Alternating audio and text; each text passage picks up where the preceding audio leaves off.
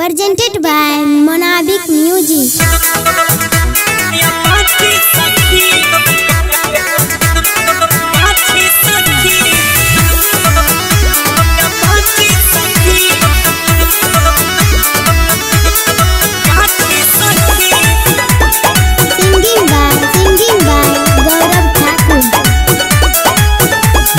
जहिया से पहला नजरिया रोज मिले बोलावे खगरिया सखी मिलल जहिया से पहला नजरिया रोज मिले बोलावे खगरिया मजा ले छे भरपूर कहियो रहे न छे दूर मजा ले छे भरपूर कहियो रहे न छे दूर कहे लव यू पराठी सखी रे रे रे रे रे लेके अब छोड़ा माया पाची सखी प्यार करे लाई जाय छे गाछी सखी लेके अब छोड़ा माया पाची सखी प्यार करे लेने जाय छे गाछी सखी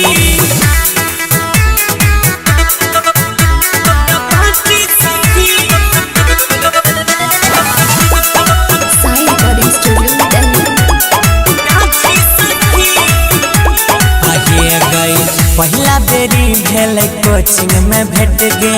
तहिए से मामला करा लेलक सेट गे कोई नहीं जवानी बर्दाश्त गे सखी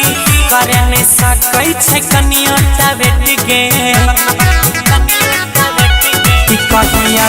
पहला बेरी भेल कोचिंग में भेट गे तहिए से मामला करा लेलक सेट गे कोई नहीं जवानी बर्दाश्त गे ओकरा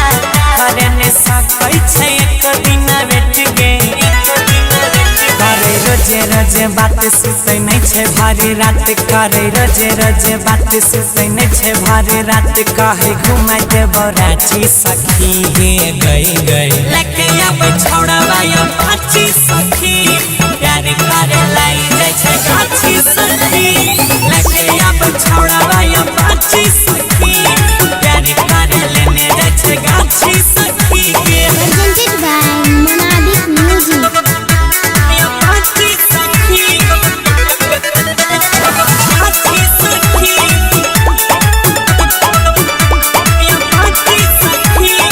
सोना के हमारा पिन्हैने छै रिंग गे कते बतैया सखियो कर फीलिंग गे